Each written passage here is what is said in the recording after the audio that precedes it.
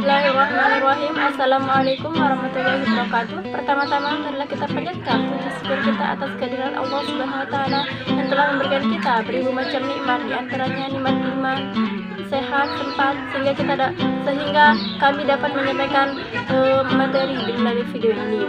Kedua kalinya, tak lupa kita haturkan salawat serta salam atas junjungan alam Nabi besar kita, yakni Nabi Muhammad Sallallahu Alaihi Wasallam, yang telah membawa kita dari alam yang gelap gulita menjadi alam yang terang benderang dengan kata minaz zulumati ilan nur. Bila agar lebih barokahnya diskusi pada pagi hari ini, mari kita membukanya dengan sama-sama melafazkan basmalah. Bismillahirrahmanirrahim. Untuk mempersingkat waktu, marilah kita simak dengan seksama penjelasan dari teman kelompok saya mengenai aspek perkembangan nilai moral dan agama dan aspek perkembangan kognitif anak usia dini. Baiklah, saya sebagai presentator pertama, saya akan menjelaskan tentang aspek perkembangan moral dan agama anak usia dini. Perkembangan moral dan agama adalah suatu kesadaran yang dimiliki oleh anak tentang baik tidaknya suatu tindakan dalam menghayati hubungannya dengan Sang Khalik atau Tuhan. Materi yang kedua tentang prinsip-prinsip perkembangan moral dan agama. Seiring dengan pertumbuhan dan perkembangan fisik dan psikis, anak-anak usia dini juga mengalami perkembangan moral. Menurut Santrok, perkembangan moral adalah perkembangan yang dengan aturan dan konversi mengenai apa yang seharusnya dilakukan oleh manusia dalam interaksinya dengan orang lain.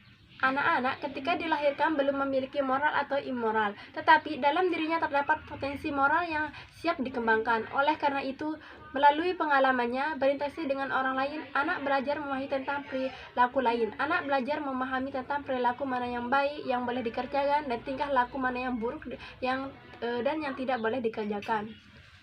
Gethurlock 1990 mengemukakan 3 tahap perkembangan moral sesuai dengan kajian pada aturan dalam permainan anak.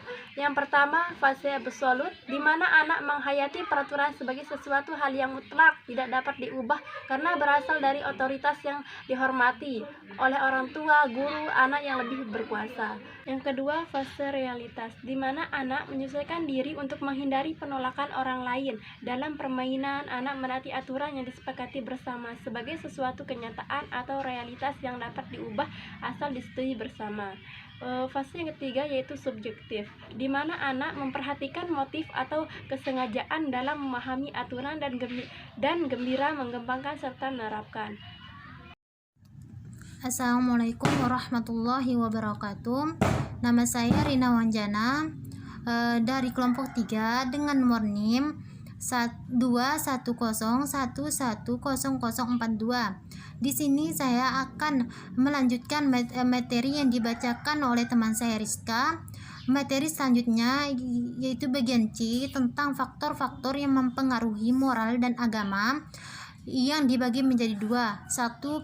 Faktor lingkungan, yaitu perubahan dan kemajuan dalam berbagai bidang, bahwa penggeseran nilai moral serta sikap warga masyarakat di tengah perkembangan dapat terjadi kemajuan atau kesorotan moral.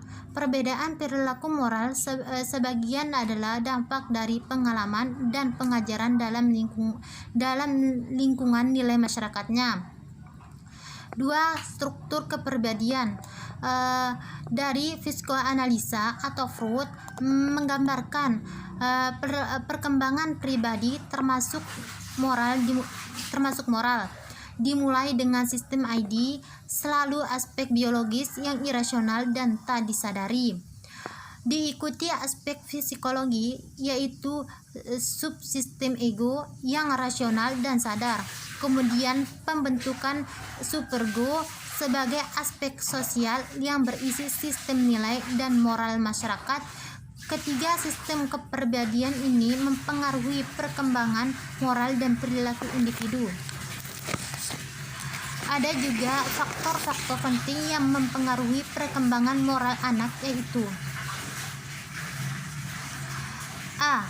Peran hati nurani atau kemampuan untuk mengetahui apa yang benar dan yang salah pada saat anak dihadapkan pada situasi yang memerlukan pengambilan keputusan atas tindakan yang harus dilakukan. B. Peran rasa bersalah dan rasa malu apabila bersikap dan berperilaku tidak seperti yang diharapkan dan melanggar aturan. C. Peran interaksi sosial dalam memberikan kesempatan pada anak untuk mempelajari dan menerapkan standar yang disetujui masyarakat, keluarga, sekolah, dan dalam pergaulan dengan orang lain. Materi selanjutnya itu bagian D tentang pengertian kognitif dan anak usia dini, yaitu bagian bagaimana anak mampu mencari tahu, berpikir, dan mengeksplorasi sesuatu. Ini perkembangan aspek-aspek penting bagi anak, seperti pengetahuan, kemampuan mengatasi masalah, dan watak yang akan membantu mereka untuk berpikir dan memahami dunia sekitar mereka. Dan penting bagi orang tua untuk membentuk perkembangan kognitif anak sejak lahir, sehingga dapat memberikan kesuksesan anak di sekolah dan dalam kehidupan kelaknya. Hanya itu yang dapat saya sampaikan. Materi selanjutnya akan dibacakan oleh teman saya, Evi.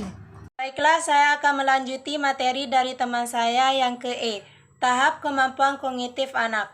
Berikut adalah beberapa tahap perkembangan kemampuan kognitif anak menurut James Piaget. Yang pertama, tahap sensori motor. Tahap ini terjadi pada sekitar usia 2 tahun. Selama tahun ini, anak-anak belajar mengenai dunia melalui indera mereka dan melakukan manipulasi objek. Yang kedua, tahap profesional. Tahap ini terjadi pada usia 2-7 tahun. Selama tahap ini, anak akan mengembangkan memori dan imajinasinya. Tahap yang ketiga, tahap operasional konkret. Tahap ini berlangsung pada usia 7-11 tahun. Selama tahap ini, anak menjadi lebih sadar akan peristiwa di luar dirinya. Mereka menjadi kurang egosentris dan mulai memahami bahwa tidak semua orang berbagi perasaan, pemikiran, atau keyakinan mereka. Tahap yang keempat, tahap operasional formal. Tahap ini berlangsung pada usia 11 tahun atau lebih. Selama tahap ini, anak akan menggunakan logika untuk menyelesaikan masalahnya, merencanakan sesuatu, dan melihat dunia. Selanjutnya yang ke F, faktor yang mempengaruhi perkembangan kognitif anak. Perkembangan kognitif anak dapat dipengaruhi oleh beberapa faktor. Yang pertama, faktor keturunan dapat menentukan bagaimana kemampuan intelektual anak berkembang. Maksudnya, seorang anak kemungkinan akan mempunyai daya pikir yang mirip dengan orang tuanya. Faktor yang kedua, faktor lingkungan juga turut mempengaruhi perkembangan kognitif anak. Beberapa lingkungan utama yang dapat mempengaruhi dengan sangat besar adalah lingkungan keluarga, sekolah, dan tempat tinggal. Faktor yang ketiga, faktor keluarga atau kondisi di dalam keluarga juga turut berperan dalam perkembangan ini. Hubungan yang baik antara anak dan orang tua menjadi faktor pendukung kemampuan kognitif anak untuk berkembang dengan baik. Faktor yang terakhir yaitu faktor sekolah merupakan hal terakhir yang juga mempengaruhi kemampuan kognitif anak sesuai dengan cara mengajar seorang guru. Mungkin hanya ini yang dapat saya sampaikan. Kurang lebihnya mohon maaf. Assalamualaikum warahmatullahi wabarakatuh. Baiklah, tadi kita sudah mendengarkan materi yang telah disampaikan oleh kelompok kami. Semoga bermanfaat. Agar lebih barakahnya, marilah kita sama-sama melafazkan hamdalah alhamdulillah rabbil alamin. Akhirul kalam. Assalamualaikum warahmatullahi wabarakatuh.